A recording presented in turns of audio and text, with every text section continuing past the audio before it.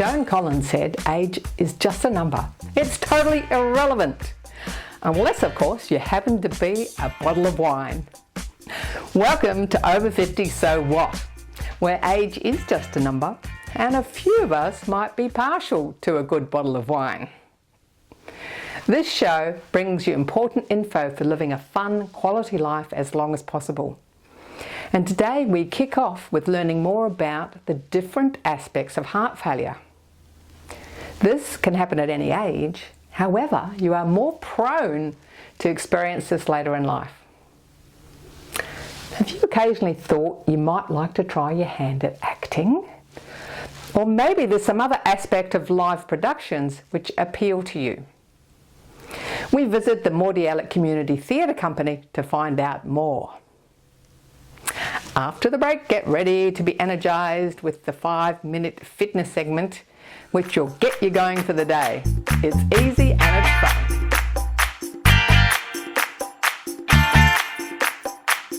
Every day, 8 Australians lose their lives to heart failure. It's the #1 cause of hospitalisation in people over 65.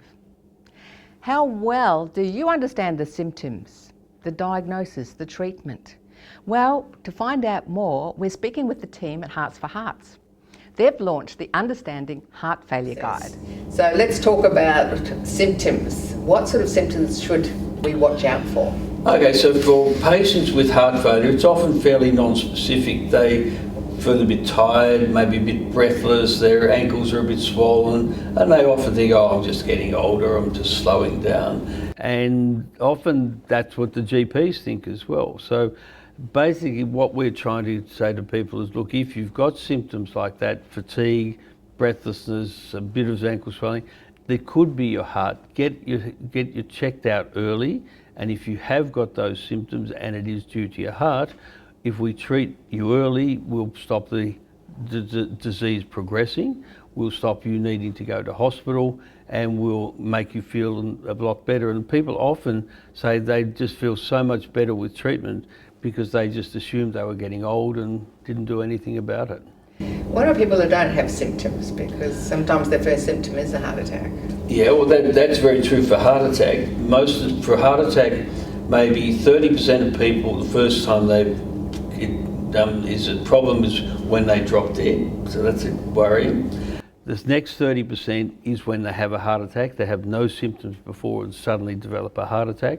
And about a third, they get chest pains with exercise that lead up to having a heart attack. So basically our goal is to identify the people who are at risk and to stop the ones who have a heart attack without any warning signs or drop dead without warning signs. So we really try and identify risk, and then high risk people, and that's high cholesterol, high blood pressure, diabetes, smoking, and family history is a really strong driver of risk of heart attack. So someone watching today, they're all going to be over 50, and as you get older, your risk factor rises with age. And they go to a GP, they ask them for a cardiac risk assessment? Is that what they can do? Yeah, so that's what we're encouraging, and GPs to do a cardiovascular risk assessment on all patients as they get older.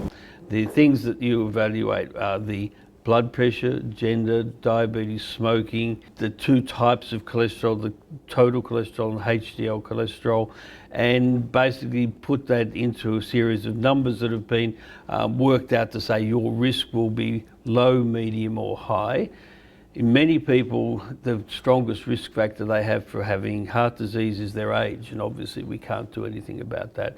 But stopping smoking, treating cholesterol, treating blood pressure, treating diabetes reduces the risk of heart disease developing, and we're really pushing people to have those evaluations to identify these issues and to treat them appropriately to reduce the risk as people get older. So you've got the cardio risk assessment, but then you've also got the calcium score. Can you tell us what happens with that? Sure. So the calcium score is particularly helpful in middle-aged to young older people, because as we get older, we all get calcium in our arteries, and the more calcium we have, the greater the risk of having heart disease or heart attack develops. It's often best used in, say, a person who's, say, 50 or 60, who comes to say, my father had a heart attack at 60, my cholesterol is 6.5, should I be on cholesterol medication? So at that stage we say we'll do a calcium score, and if it shows you've got a lot of calcium, that's high risk, you need to be cholesterol medication, etc. If the arteries are pristine with no calcium, you say, look, it's not so important, you go on cholesterol medication at this stage. So it helps to stratify the risk of people having heart disease and what therapy is appropriate for them. Well, how do you find out your calcium score? It's a test that's available. Unfortunately, at the present time, it's not funded through the government, so it costs about $200. Oh. It's a CT scan, so you don't have injections, you don't have needles, you just lie on an X-ray table for about 15 minutes. They take the X-rays and then give you a score at the end of it, and the score has been validated to say if you've got zero calcium, very low risk, very high risk, etc. So it gives you an indication of your risk from the calcium. And what other tests might be done to ascertain whether you have heart failure of some kind? Okay, so probably the best test for heart failure is what's called an echocardiogram. Mm-hmm. And the way I describe that is, have pregnant women have ultrasounds of the baby. Yep. It's the same principle, but we look at your heart instead of the baby. It's basically you just get a picture of the heart, how it functions, how big it is, how the valves are working, and what are the pressures within the heart and then with the lungs. Can you give us a snapshot of what atrial fibrillation is and what heart valve disease is? Sure. So atrial fibrillation is an irregular heartbeat, and that's when the top chambers of your heart beat fast and erratically. And so when that happens, blood isn't pumping around the body as well as it should, and that can lead to stroke, heart failure, and also dementia. And so 1 in 4 strokes are actually attributed to atrial fibrillation, and in many cases it's not until patients are in hospital after having a stroke that it's detected. So Wow. Once again, it's really important that we're speaking to our GP and then we're getting our heart checked. Heart valve disease means that one or more of the heart valves isn't working properly, and it can progress quite quickly. So once again, it's really important that we're having the clinicians or the GPs listen to our heart so that they can detect heart valve disease early. There's some other things too to do with the electrical impulses in the heart. Is it like tachycardia or something like that? Tachycardia just means fast heartbeat. So atrial fibrillation can cause tachycardia. It means too fast. It can cause bradycardia, which means it's too slow. But there are also other diseases of the conducting system, not atrial fibrillation, where perhaps you might need a pacemaker if your heart's too slow, where you might need what's called an ablation if it's too fast. And so there's a whole lot of various cardiac disorders that really unfortunately get more prevalent as you get older. Tanya, what key things would you like to leave with the viewer today? I think what I'd like to leave with the viewers is that hopefully by sharing my own personal story, and so looking at me and seeing that obviously I have heart disease, and hearing about my dad's story, dying at 59, and obviously his life could have been saved had he had his heart check. And so I really want to send the message that just by going to get a simple heart check can save your life, but also once you're diagnosed, or if you're diagnosed I should say, that there is support to help you through the journey. Now, how do people get the guide and how do people find out more? So you can go to our website, which is heartsforheart.org.au, and all of our resources are free and can be downloaded there. Awesome. Thanks so much for your time, Tanya. It's a pleasure.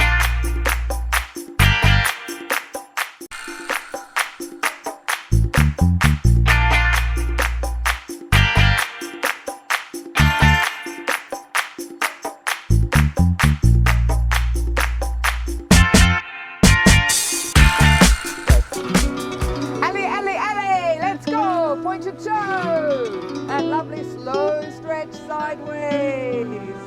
Now while you're looking over your shoulder, just check the floor space around you. No trip hazards, no mats, cords, cats, dogs. Where are your little fur babies? Keep an eye on them. Over. And we'll do one more. And there's a lovely clapping here. Stretch. That's it. And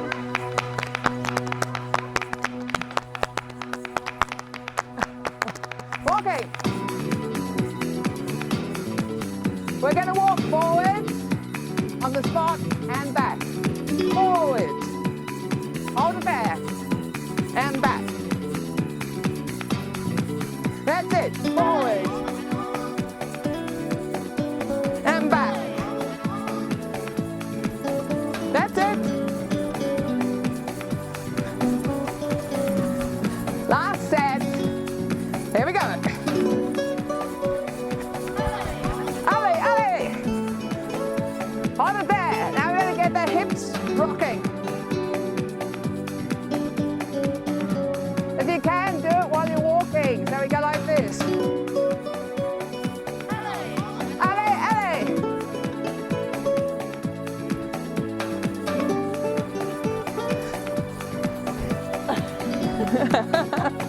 Walking forward. Forward. Now hip rock. Ali, Ali, Ali. Rock. You can just do it like this. Easy way. Back. If you can, do it with a walk. Ali, Ali, Ali. Yeah. Ali, Ali, Ali.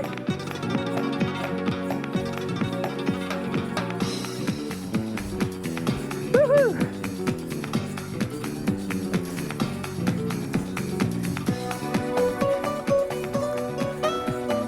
Last set. Ready? Forward.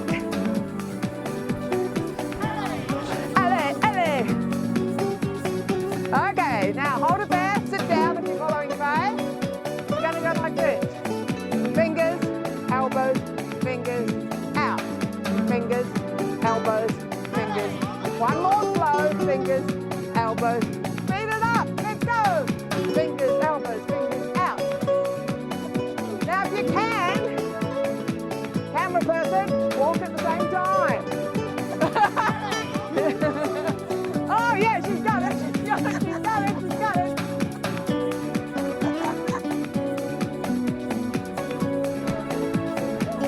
Our camera person Sandy is doing it with us behind the camera. Okay, 4 more. She's got good facial expressions too. Last one. Now what we're going to do, 3 taps together. Ready?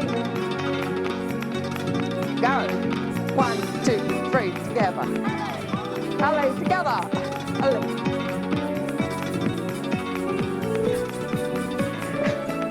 Ali, Ali.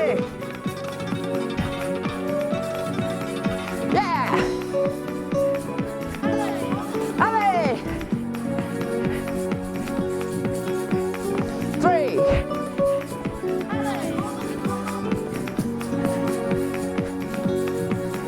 Last set. And hold it there.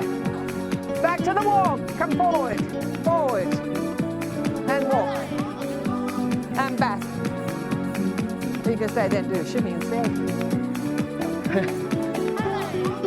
All you do is step touch or something. Okay. Put a rock on. Ali, Ali, Ali.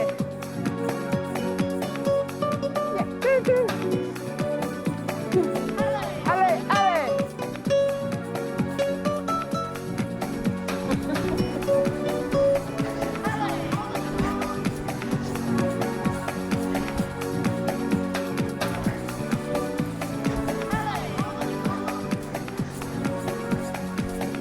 Okay, take a side bend.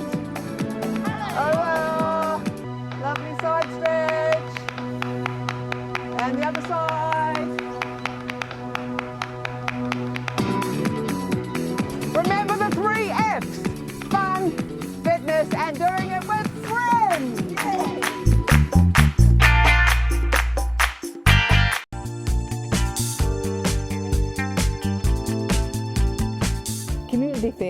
going well all around the country. And even if you've got no desire to do any acting, there are many other ways you can get involved. We're with the Mordiatic Theatre Company today, looking at what happens behind the scenes and how a play is put together. It'll be the last, I swear it will. You always swear that! But we know he can work now if he doesn't ruin it. And I've got to make it work, Conrad. She won't admit to anything unless Boy is here holding the needle over. Oh, yes, she will. And she'll admit everything. And what she done to poor Sissy, what she done with Conrad. Oh, the Mr. and Mrs. will get her to admit. And when that one's gone, she'll be gone forever. No, we're not going to do another one. Come on, it's late. Let's go to bed. Hi Michael, it's been fantastic being involved, seeing them rehearse this play. Can't wait to see what it looks like in the finished result. Now, tell us a bit about your involvement at the board level in the Mordiatic Theatre Company. Well, I'm the president of the Board of Management. We have a board composed of 7 people. Every member of the board takes a turn to be a production coordinator for a show, and that involves setting up meetings with the director and set designer, lighting designer, sound designer. Now, how long have you been involved in community theatre? I was involved in community theatre back in the late 70s and early 80s, but I threw in the towel when the first child came along and the mortgage came along, and I had to take my day job seriously. And I was always intending to get back into theatre after I retired, which I did in 2015. I started in community theatre in 1964. I've stage managed, I've done costumes, I've done props. I've done everything except run the sound and lights. That's not my thing at all. I've been doing community theatre for the past couple of years. I just moved to Melbourne 2 years ago, and I found a lot of friends from doing community theatre, so I really enjoyed it, so I just kept doing it. You need help very badly. Now, give me the key this instant, and maybe, just maybe, I will not press charges against you. So when you say you found a lot of friends, Yeah. I mean, this show's for the over 50s, and there is a lot of people that are older in community theatre because they've got the extra time, but you've met young friends as well. Yeah, I have. There's definitely young people involved in community theatre. Yeah, I think even having like older people in community theatre, I love making friends with them too, because when you're doing a show, you're all a team and you're all working together, and you all have to look after each other, and that's what makes it really special. So I really enjoy it. So you had a bit of a break while you had kids, and so did Michael. So what would you say to people watching that may have been involved when they were younger, maybe at school, about getting back into it? Come back in whatever capacity, the energy that it gives you. And community theatre's wonderful in that you work with every age group.